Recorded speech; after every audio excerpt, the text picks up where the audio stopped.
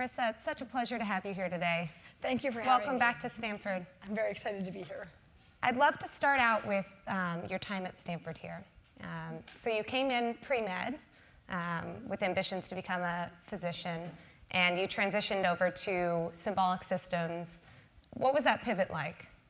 So I was very precise in what I thought I wanted to do. I had looked at a lot of schools before picking Stanford, and in those travels, I had met this really fascinating woman, very famous pediatric heart surgeon who works at Duke, and her name is Marjorie Tripp. And I talked to her, and she said, "Oh, you know, I'm a doctor. I do extraordinary cases, but I also teach at the med school." And I thought that sounded just great. So I realized, like, I wasn't as interested in hearts, but I was like, "Oh, I'll be a pediatric neurosurgeon. I love kids.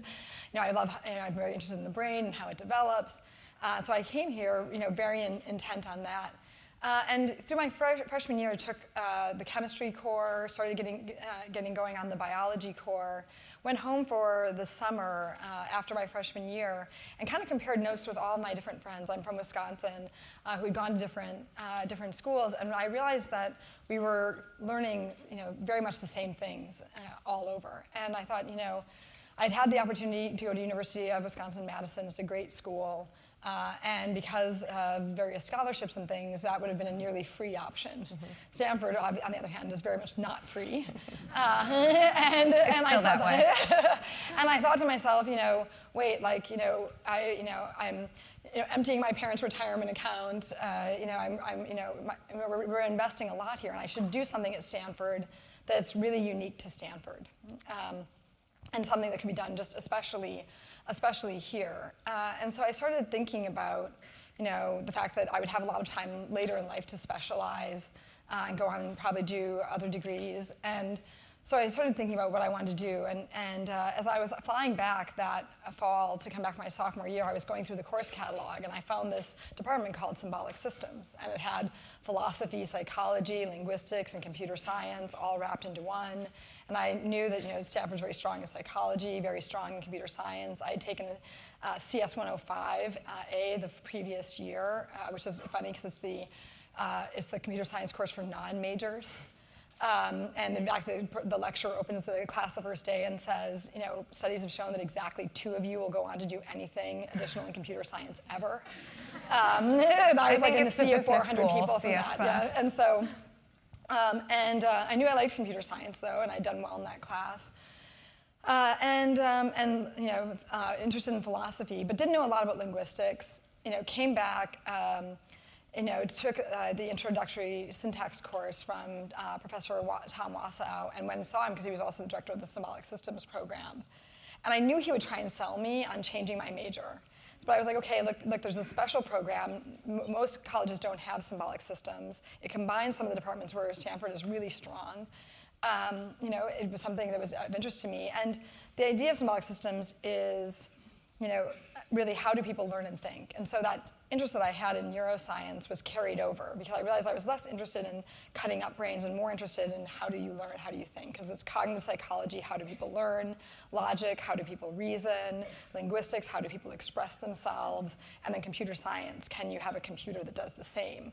Right. So AI was of a real interest. But anyway, I went and saw Professor Wassow, and I walked in, and I said, you know, I'm thinking about symbolic systems. I'm taking your intro to syntax course. And he said, oh, you should absolutely become a symbolic systems major. And I knew he would say that. But then he kind of did this interesting kind of reverse psychology twist where he said, you should absolutely be a symbolic systems major. And I thought he would say because the classes are so good, the lecturers are so good, the professors are so good. But he said, you should absolutely be a symbolic systems major. All the most interesting Stanford students are. And it was almost like, you know, if you weren't interesting. But I have to say, you know, it was one of the things that I learned in that, and also went on to learn it at Google and other places and some of my internships, et cetera, is the symbolic systems major at that time, and I believe it's true today, and it's obviously true here at GSB, was just filled with really, really interesting students. And I learned as much from the people around me as I did from my professors, the people in my study groups, the people.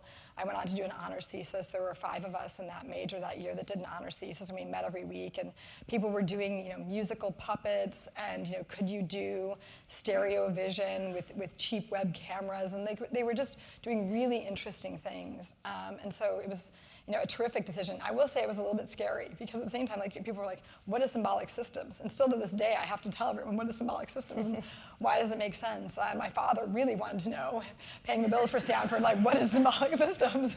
And what will you use it for? But it was an amazing major that really let me experience the range of Stanford, continue to go after my passions, which really started to center a lot more around artificial intelligence.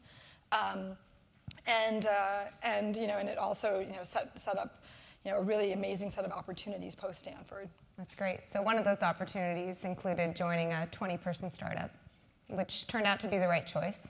But at the time, what was that decision like, turning down offers to teach at Carnegie Mellon or to go work for McKinsey? Yeah, at the time at Stanford, Google was just 8 people. It was the spring of 1999. It's funny because I actually spent the 97-98 school year living in Schwab.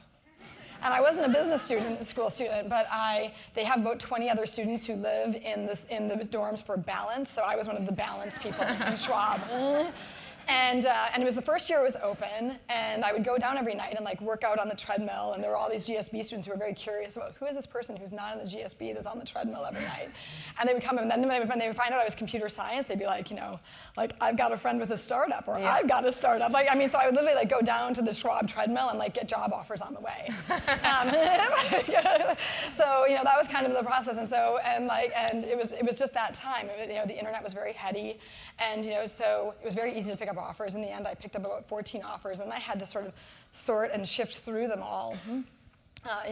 Shift and sort through them all, and there were a lot of different things that weighed on me at the time, and it was easy for me to pick the best offer of each type, right? I knew if I was going to do consulting, I was most interested in McKinsey. If I was going to do a big company, I was most interested in Oracle. Mm-hmm. I had done a lot of lecturing here at Stanford, and I had an offer to go to Carnegie Mellon and lecture in their computer science program. And so if I did that, I would go there. If I did a startup, it was probably going to be Google. But I found it very difficult to integrate across the different disciplines because the job offers were so different. So I went and I thought a lot about it. I procrastinated a lot. I told myself I had to make a decision on May 1st. And I have a friend who now works at Yahoo with me, but was a friend of mine from undergrad and did a joint JD MBA here at Stanford. A good friend of mine named Andre Veneer, one of my longest friends. And Andre's amazing, right? He was the econ poli-sci, 4.3 grade point average, can analyze anything crazy, was working at McKinsey at the time. And I said, okay, Andre, I just need somebody who can help me really synthesize across all these different types of jobs and analyze it. And so we sat down and we put down, we had this big matrix where we had, location, salary, job trajectory, happiness factor, and then I remember there were even things where Andre was like, look, we can't get these with discrete values, we need curves, and so we were plotting curves of these things, and then he was like, and some of these might even need a third dimension, and we were we were just going crazy plotting all of this. And we got really into the analysis of the problem, and about midnight, I just got really overwhelmed, and sort of sat back and I just got very emotional, and I was and Andre just didn't really notice because he was deeply involved in graphing. And all of a sudden he turned to me and he was like, what are you so upset about? And I was like, I just don't know. I told myself I'd make a job decision tomorrow, and I just don't know. And there's still 14 choices on the table, and I just can't figure it out. Got really kind of upset and overwhelmed, and Andre, I think not really kind of quite where my head was at, said, well, Marissa, this has been really fun for me. I was like, really? Because it's not very fun for me. I found it very stressful, and he was like, look, it's been fun for me. He's like, I love graphing and analyzing things. And he's like, I think I now understand this problem as well as you do. And he's like, I have to tell you, I think you're approaching it all wrong. He's like, because I'm watching you, and you are sitting here looking at these, and you're looking for the right choice. Mm-hmm. And it's interesting that you said in your question, the right choice. And he's like, you're sitting here, and you're looking for the right choice.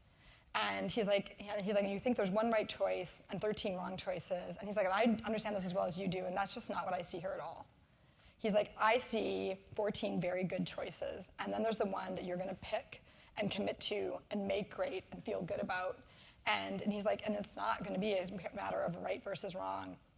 He's like, it's all good, and then there's the one that's great and you commit to. And people have asked me over the years, what's the best piece of advice I've ever gotten? And it easily was that moment from Andre, and that, because he's like, look, a lot of times smart people, when they get really committed to a problem, start to analyze it as if there's only one great option and all the others are not, and that's just not how life works. And it's important to realize when you get really overwhelmed in those kinds of choices to think about it, to really think about it that way. And so he said, look, go to bed, sleep on it, and whatever you think of first thing in the morning, like that's what you should do. And he's like, there's gonna be a ton of reasons you can articulate why you're picking that. There's gonna be even some reasons that you can't articulate why you're picking that, and follow your gut, because you really have analyzed and understood it. So I went to bed, woke up in the morning, and I wanted to work at Google. I wanted to work at Google because I felt like the smartest people were there. Back to Tom Wasso's comment about always work and surround yourself with interesting and smart people.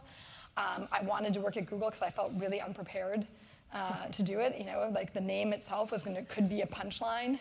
I could imagine like future family reunions, like when Marissa graduated from Stanford, she went to this company called, get this, Google, right? I mean, like she majored in symbolic systems, and then she went to Google, and I was like, it was very high risk. Right. But I thought, like, well, look, if there's ever a time when I'm going to take that kind of risk, it was then, it was now. And Professor Roberts, who was a longtime mentor of mine in the computer science department, said, look, this is a great moment to go and participate in an entrepreneurial culture and a startup culture. Mm-hmm.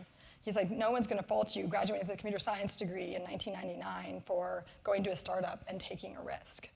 And he's like, you can always, pursue some of these other options later. But that was, and I was saying very much the right choice. But for me, it was about the smartest people being there and doing something I didn't feel ready to do. When I thought about how to make the choice, those were, I had all the different things in the matrix. But ultimately, I thought about some of the best choices I had made. And almost all the best choices I had made, choosing to come to Stanford, changing my major, different internships I'd gone to, they were all very different types of decisions, but the two things were I always looked for the smartest people I could find, and I always did something I felt a little unprepared to do. Absolutely. So now it's come full circle because your former mentor at Google, Eric Schmidt, teaches a course here at the GSB. And I had the privilege of speaking to him this morning about you, and he had to say about the Associate Product Manager program that you started at Google, that it was, quote, influential in changing the industry forever. It produced all of our best leaders and many leaders of startups around us. So given that, what is it that you are most proud of from your time at Google? I'm very proud of the Associate Product Manager program. I did run it for 10 years. We hired on average about 20 people a year, sometimes larger classes, and so there's about 250, and I call them my kids because they are my kids. Like I go to their weddings, I buy baby presents and presents for their kids, and it's been amazing to watch them all grow up, and they have populated the leadership positions and basically Airbnb, Dropbox, Uber, Facebook, Twitter have all taken leaders out of that program, including a lot of the leaders today at Google coming through that. So I'm very proud of that. But I think it's hard to it's hard to beat the feeling that we created a technology and a product and a business that changed the world. When you look at Google, and it was just a privilege and an honor to be part of a team and play a role in that. I still remember I started at Google in June, and that December, in the startup lifestyle, you don't get a lot of time off, and I managed that December to get away and go to Switzerland, and I walked into a cyber cafe. They still had those then, and there was somebody using Google on the screen. In the same way, I remember sometimes like when I was backpacking around Europe after I graduated from my undergraduate, I saw a Stanford sweatshirt on the streets of, I think it was of Florence. And you see so many of them in your everyday life here at Stanford that you didn't even think about it. And I was like, wait, that's a Stanford sweatshirt. What is it doing here in Florence? It must be a Stanford student.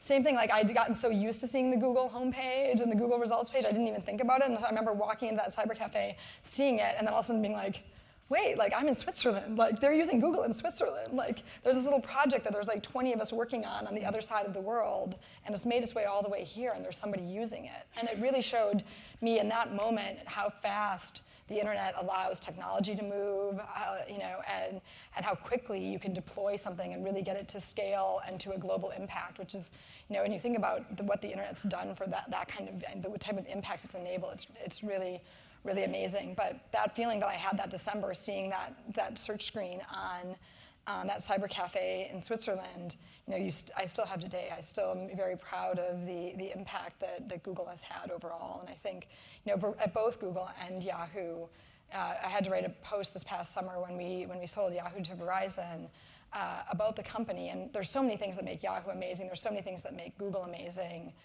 But for me, I was like, it's just a rare privilege to work at a company that's changed the world. And you can make that argument for both Google and Yahoo very, very easily, and that's really what I'm most proud of. Great. You mentioned earlier that part of the reason that you knew that Google was the right decision, or the decision that you made that you decided to make right, is that you didn't feel prepared. So stepping into Yahoo as the fourth CEO in 12 months, turning the company around from a media business into a products company, did you feel prepared for that role?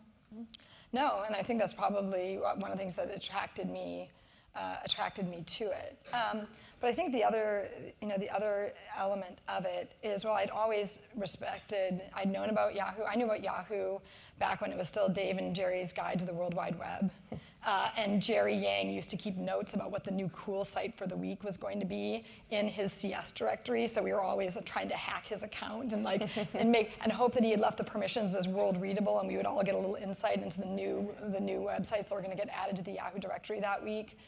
And so I'd known about Yahoo very early on, and obviously at Google, we really looked up to Yahoo. Landing the Yahoo account in the summer of 2000 was a huge step forward for the company, and something we had worked on and towards the entire time I had worked there. So we'd worked on it for more than a year when it finally came together.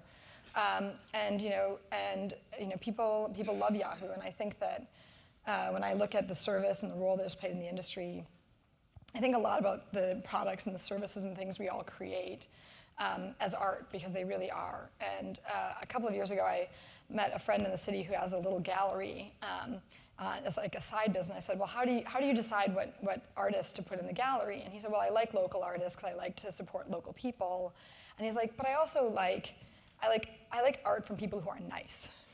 And he's like, because life is too short to work with people who aren't nice.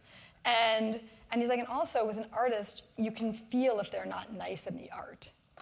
And I thought that was really interesting, because you can feel like when you're in an art museum and you look at a piece of artwork, you can feel when the people who they're kind of tormented, or there's they're angry. You feel it in their artwork, and I thought that was actually really insightful. And when you think about it, and women in particular relate to this, like you can tell when the designer of your clothing likes women or not. Okay, you can particularly tell it on like shoes and other things, but you can feel that.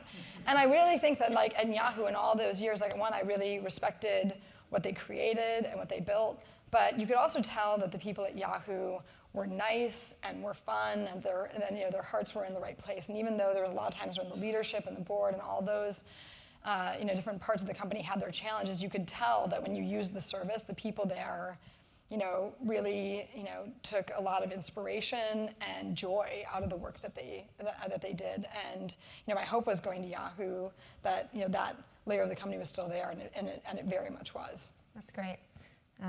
So building on that point of the talent within the company, you were highly acquisitive in the earlier years of your time at Yahoo. Some acquisitions were for technology, others were acqui-hires. Do you think that was enough to transform the company's core mission from being media-oriented into a products company at the leading edge of mobile? Well, I'm proud of the different things that we did, and I think that there's a lot of different elements to what has unfolded at Yahoo over the past few years. But the one thing is we had about a $5 billion base of revenue that was declining about 10% per year. And when I got there at Yahoo, one of the things is I like to work hard. I'm a workaholic, and I like to work on really hard problems. And I got there, we sort of looked at the 10 to 12 different lines of business. and every single one of them was in decline. And when I asked the current leadership of the company, how are we going to get any of those growing, nobody had any ideas. The answer was they're going to decline. They're going to decline for the foreseeable future. They're going to decline based on industry trends, like they're declining. That's a pretty harrowing diagnosis when you're the new CEO coming into a turnaround of like, wait, like I've got to get revenue growing, and we've got 10 business lines that are all decaying, and we're losing about $500 million a year of top line. And no one has any idea how to turn it around. And so when you're a turnaround CEO, you've got to make a decision. Like, can you turn around the existing lines of business and get them growing again? Or do you have to invent new lines of business? And so it became very clear within a matter of weeks of arriving, like we needed to create new lines of business. And so for us, that really became about mobile, not only just products, but mobile. And the issue was that Yahoo, when I arrived, had, depending on how you counted it, between 30 and 60 mobile engineers in a company of 14,000. So basically, and about $11 million in mobile revenue in 2011. It makes it easy to remember. So you're like, wait, like $11 million of revenue inside of $5 billion, 30 people inside of 14,000, and I've just told the whole board we're going to turn the company around by betting on mobile. And so we said, okay, like we really need to make this move fast. And the good news is, mobile was taking over the world, and there was a real, technology companies can reinvent themselves in waves. When you look at, IBM rode the wave to services, Amazon rode the wave to cloud. They didn't even really need to turn themselves around, but these kinds of waves can really lift companies. And I said, look, I think the wave that we need to catch is mobile, and we're late catching that wave, but we need to catch it. So we went about doing different types of acquisitions. But I would say, I always thought of the acquisitions in three different buckets, kind of small, medium, large, and the small, medium, and large each had a different purpose.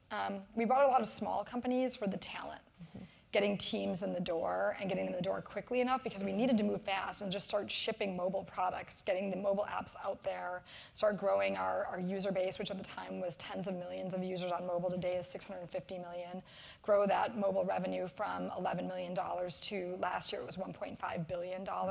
So we grew $1.5 billion of revenue in about 4 years.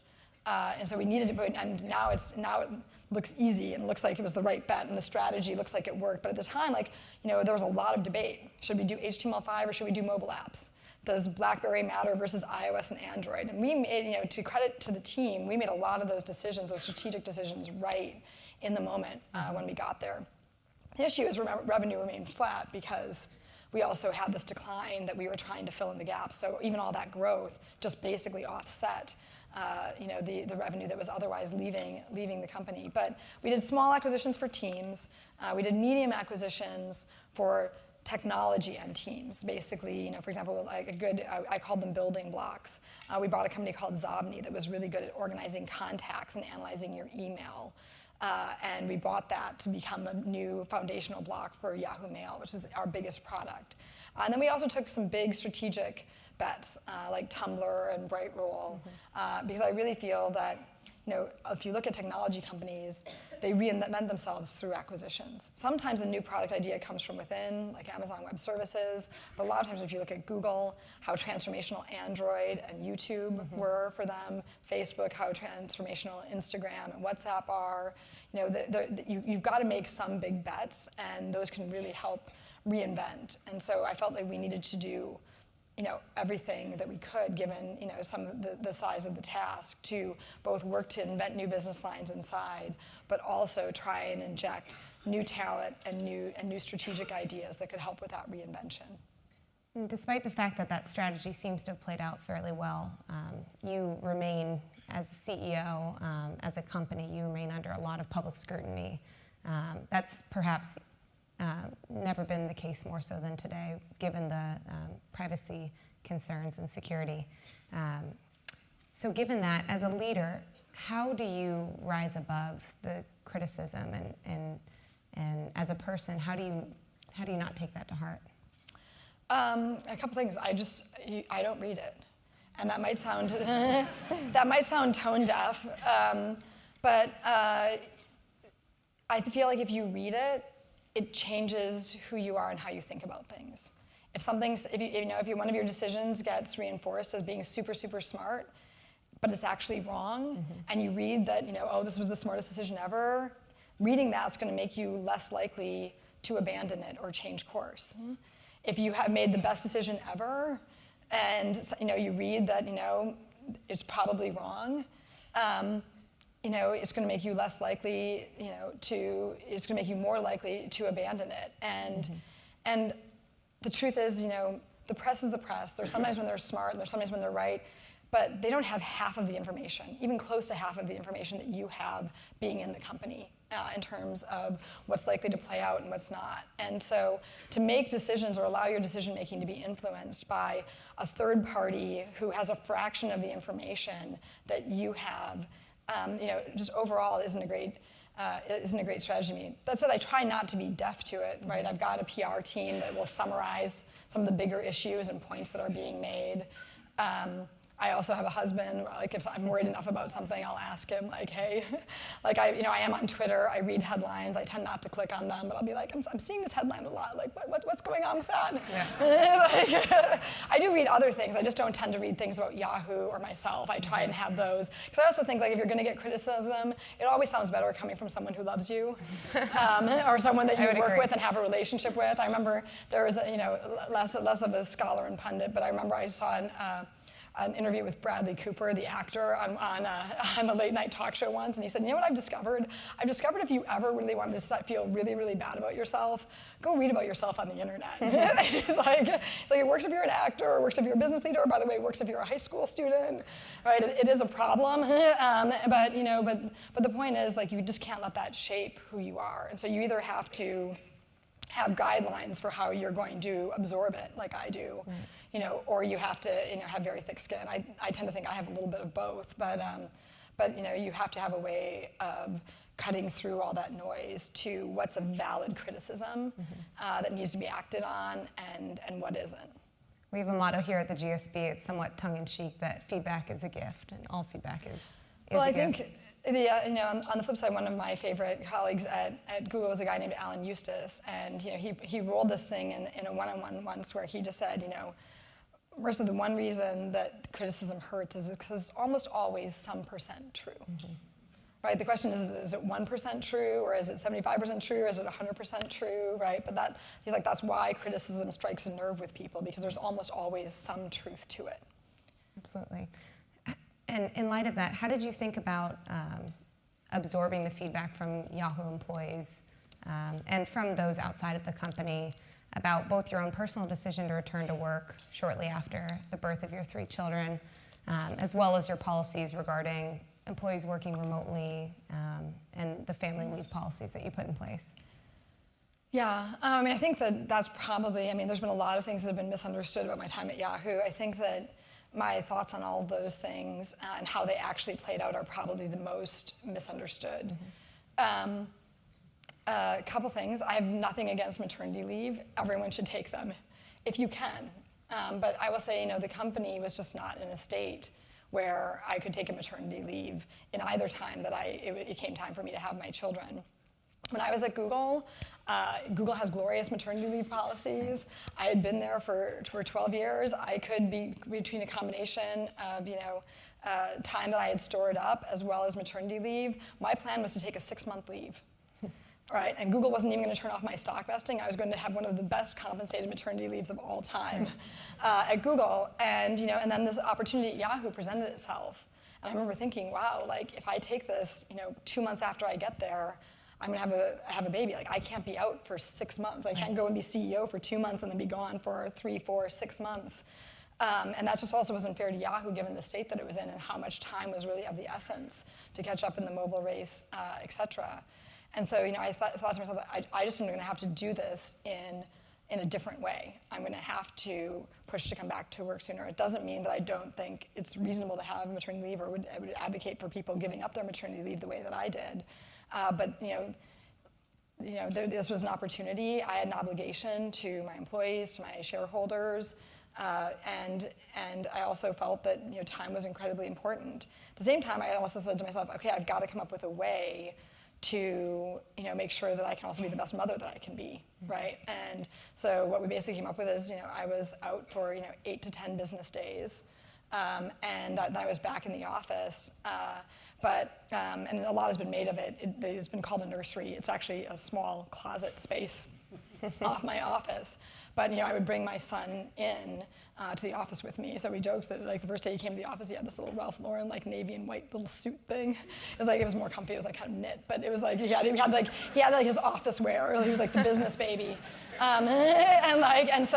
So he came in and he was there in the office with me, and I was there doing the job, being in meetings, and every 4 or 5 hours I would go in, see him, do a conference call. It turns out kids, when they're learning to talk, they just need to hear a lot of language, and so I would just be on speakerphone, so my son understands revenue and EBITDA and everything really well, and so that's sort of how we worked it, and it wasn't ideal, but I had a lot of time with him. I think I had a lot more time with him than most people recognize, and I almost ended up doing my maternity leave inverted, right? Some people are home for their maternity leave, like calling into work.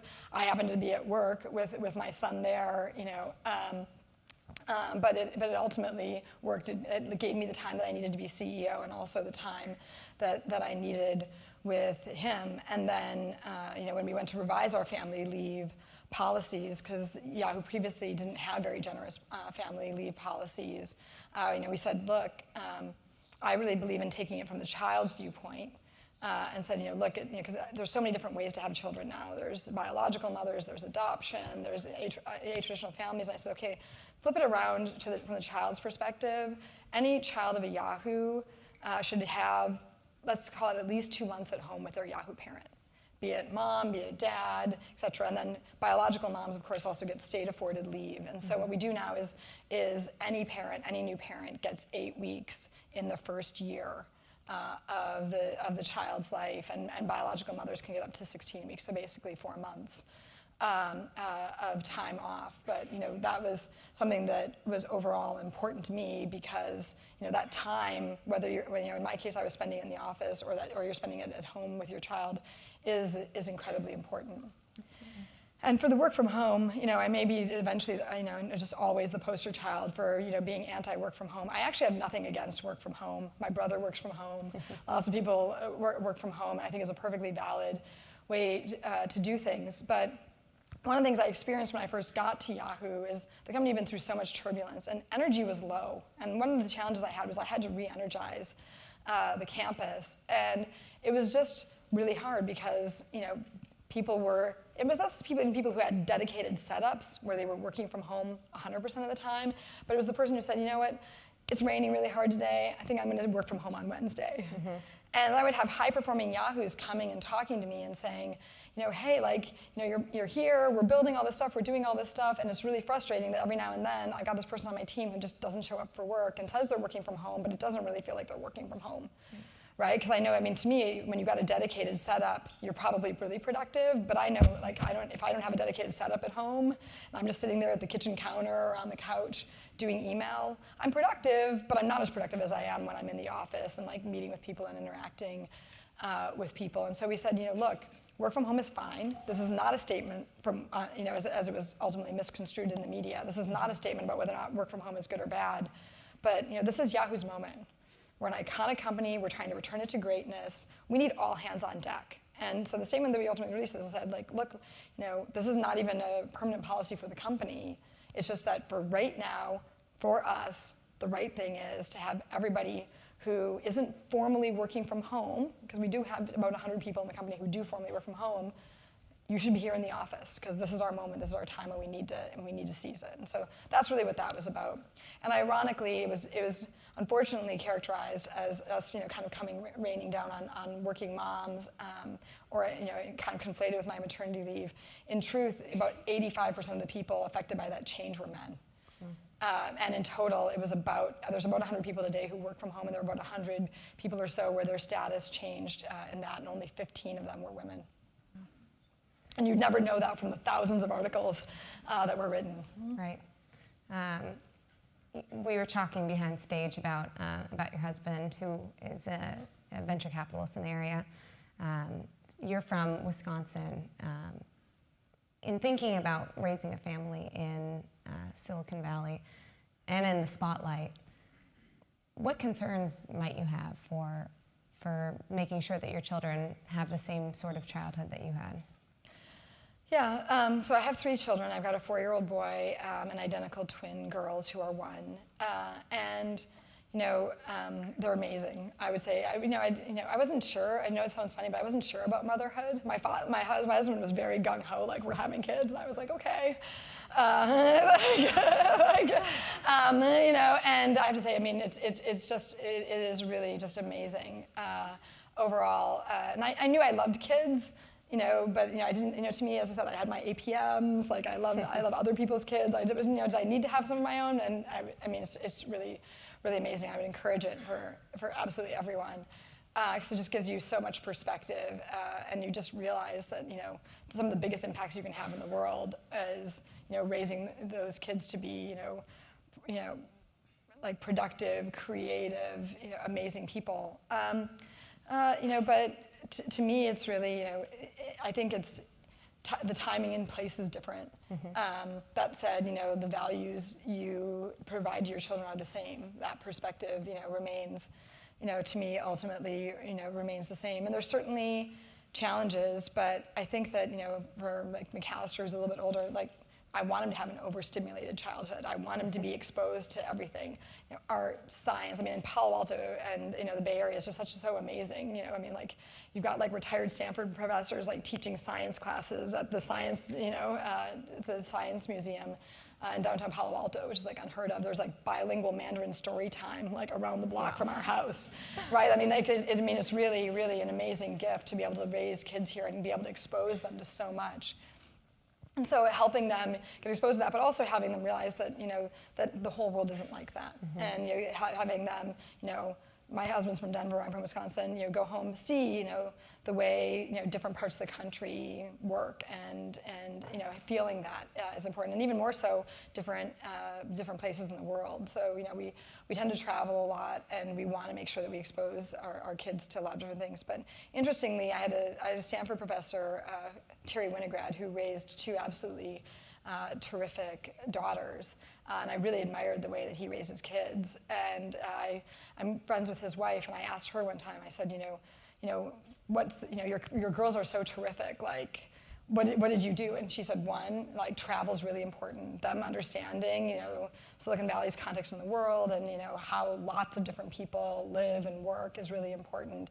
But she also said the other thing is she's like, a lot of people worry about all the success of Silicon Valley and all of that and the effect it will have, and I think that weighs on everybody. But she also said the thing you have to watch out for, she's like, because of the proximity to Stanford, is that you really need to make sure that they understand that it's an issue of like academic and intellectual self-esteem. That like everybody here is so smart, and like when they're going to Palo Alto public schools, right? They're going with the children of brilliant engineers and brilliant professors and Stanford students, and that ultimately, sometimes they don't necessarily understand how smart and how talented they are because of the context in which they grow up. So making sure that your kids are really competent, that they've got good self-esteem, that they know what they're good at, and that you're really fostering that is something that's really important. Absolutely. And you feel that's possible even within the context of them being in the spotlight? Yeah, I mean, I think that my view is I'm in the spotlight because of my role. They aren't, right? And and I'm very protective of their routines, their days, and you can scrutinize me. I've through my roles, I'm out there that way, but that's not really fair to them. And I think that overall there hasn't been a big spotlight on them. I think like their names are known, but we're pretty careful with what they look like, their identities, where they go, all of that type of thing. Absolutely. So we have time for one more question for me, and then we'll open it up to the audience. But fast forward a few months from now, the Verizon acquisition closes. What do you wake up excited to do next? Is it at Yahoo? Is it outside of Yahoo within the tech community? I mean, I think that right now it's too early to say. I mean, we're working overall on closing the Verizon transaction, and that's the most important thing that I'm working on right now. But given that reflection that I had last summer of like, what was it that, what am I most proud of at Google, what am I most proud of at Yahoo? It's really that it's a rare privilege to work at a company that changes the world, because there's lots of great companies out there, but there's a rare few that really change the world and change paradigms. And I'm excited to work on that, whether that's at Verizon or at Yahoo or somewhere else. But that it's addictive. That ability to really try and help change the world, make an impact on the world for the better, and the fact that we now have so many tools that are available to our reach to really influence those kinds of outcomes is pretty amazing, and is an opportunity not to be lost. I think I speak for everyone in the audience when I say that I hope your future plans include teaching back here at Stanford.